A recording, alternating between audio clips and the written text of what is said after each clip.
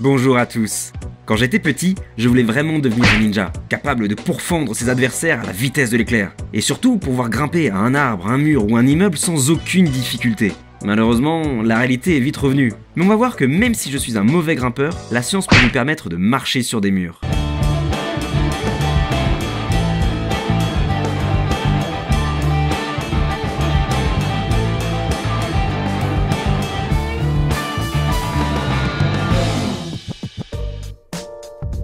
Le pouvoir de s'agripper et de monter à des surfaces verticales et horizontales sans tomber, c'est vraiment la classe. On peut alors escalader des murs lisses et rester accroché au plafond. Loin de nier la gravité, l'utilisateur de ce pouvoir doit être capable de rester en équilibre pendant un long moment. Si vous êtes un ninja ou un apprenti espion, c'est une capacité indispensable. En plus de pouvoir espionner de manière hyper classe, le fait de pouvoir marcher sur les murs et le plafond donne un avantage non négligeable en combat. Si Spider-Man est le champion dans ce domaine, il est clairement pas le seul.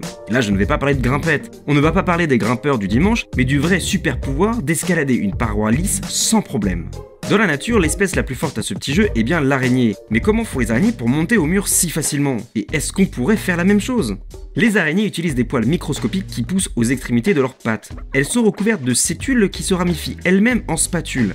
La taille des sétules et des spatules sont minuscules. Une sétule mesure 110 micromètres de long pour 4,2 micromètres de large. Chaque sétule contient des centaines, voire des milliers de spatules, mesurant 200 nanomètres de long et de large. Ils sont si petits qu'ils peuvent interagir avec les molécules de la surface que les araignées montent. Les molécules de ces poils se lient avec les molécules de la surface grâce aux forces de Van der Waals. Les forces de Van der Waals ont été découvertes par Johann Van der Waals.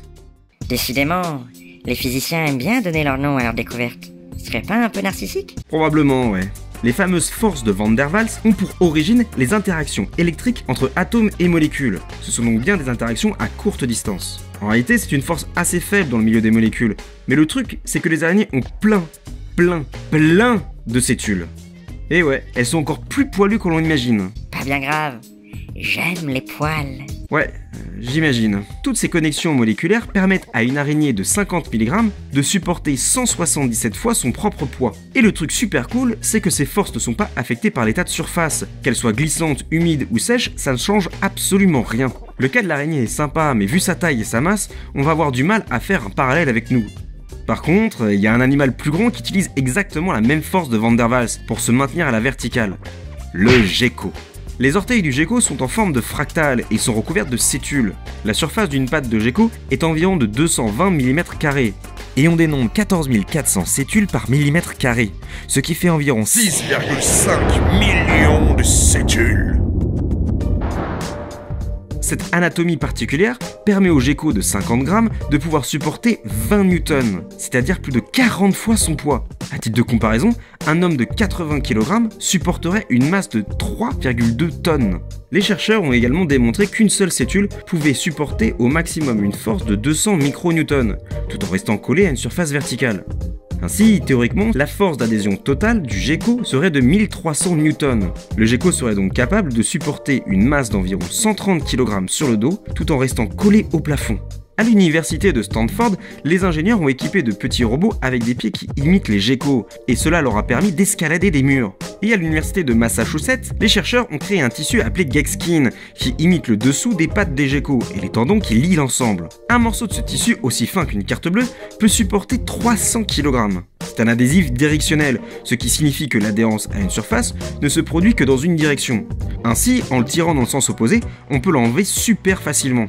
Le DARPA, la division des armes spéciales aux États-Unis, s'intéresse de près à cette technologie. Ils voudraient l'utiliser pour permettre aux soldats d'escalader des murs abrupts. Le projet est appelé Z-Man. Mais le meilleur truc à propos de ça, c'est que ce n'est clairement pas une technologie top secrète. Crosby de l'université de Massachusetts ne sait pas dans quelle mesure un consommateur pourra se payer un produit Gekskin, mais il ne semble pas que ce sera extrêmement coûteux à fabriquer. Selon lui, un pad pouvant contenir 300 kg pourrait coûter moins d'$1. Ce qui veut dire que dans l'avenir et pour quelques dollars, on pourra grimper à peu près n'importe où et devenir des geckoman.